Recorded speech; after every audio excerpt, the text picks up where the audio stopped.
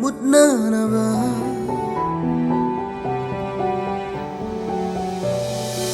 Ading tamlo mitki pi thamoy may chakse mutnanaba Pinagkablo mabuning sinduna awabu pumbagi awabu se nang nalap ki bana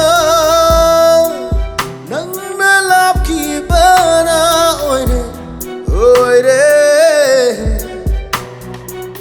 Angaoba Haido Oiningle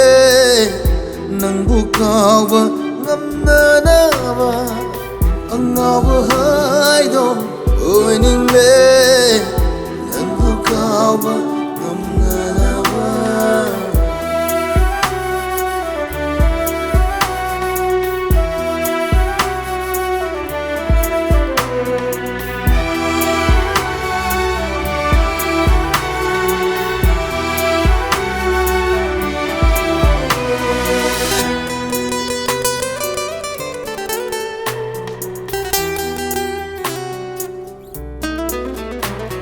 Iralne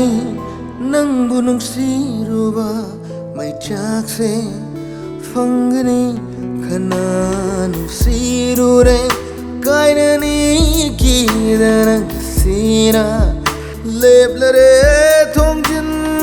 da kaina bu kobamana loihan khare ibani giwari nuksiba kobamana halamle ay bulam lanba Angaoba Haido Oiningle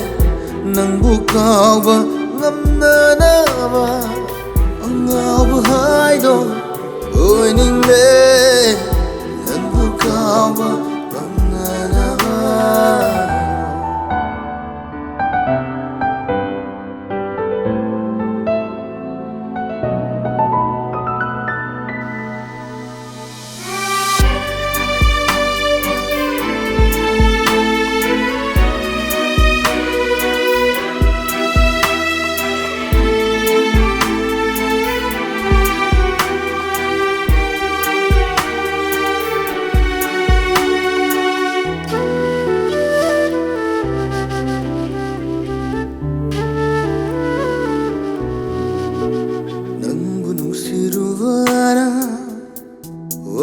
Jabani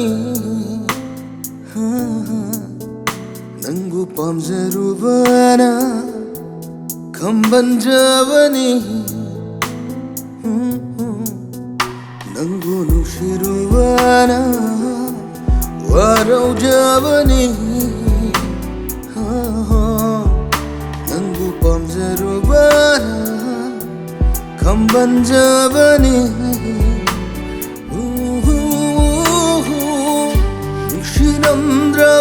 Namdravanangu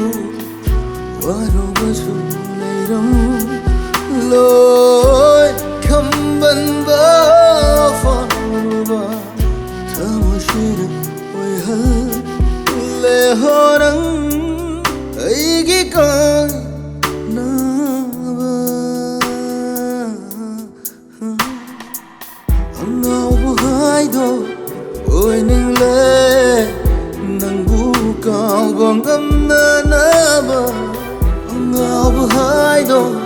Oiningle nang bukawa